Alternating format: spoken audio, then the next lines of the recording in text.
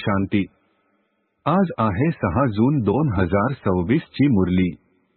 महावाक्य आहे, गोड मुलांनो, अमृतवेलेची वेळ खूप चांगली आहे, म्हणून पहाटे उठून एकांतामध्ये बसून बाबांशी गोड गोष्टी करा।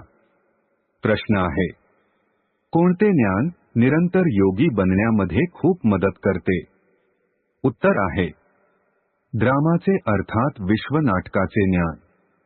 जे काही झाले, ड्रामाची भावी स्थिती जरा सुद्धा डगमगू नये।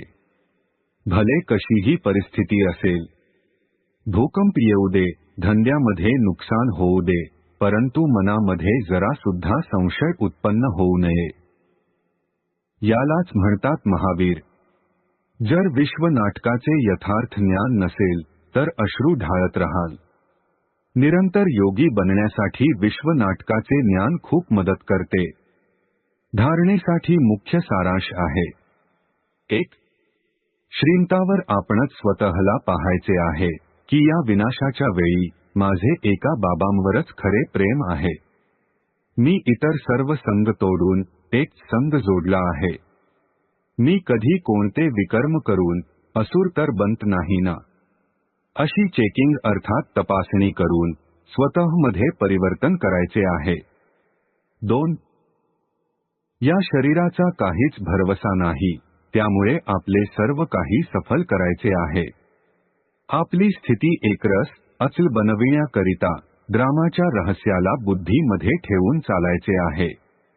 आजचे वरदान आहे, पुन्हा पुन्हा पराभव पत्करण्याऐवजी बलिहार अर्थात समर्पित होणारे मास्टर सर्वशक्तिमान विजयी भव।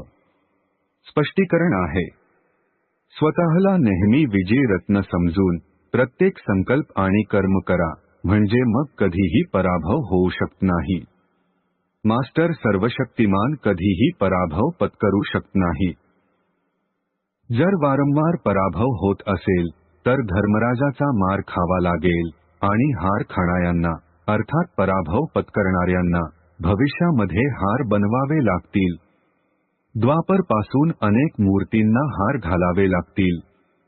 त्यामुळे हार खाण्याऐवजी बलिहार अर्थात समर्पित व्हा।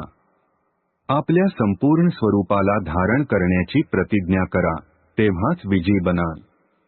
स्लोगन आहे, कधी हा शब्द कमजोरी दर्शवितो, त्यामुळे कधी तरी करू असे म्हणायचे नाही, तर आत्ता करायचे आहे। ओम शांती।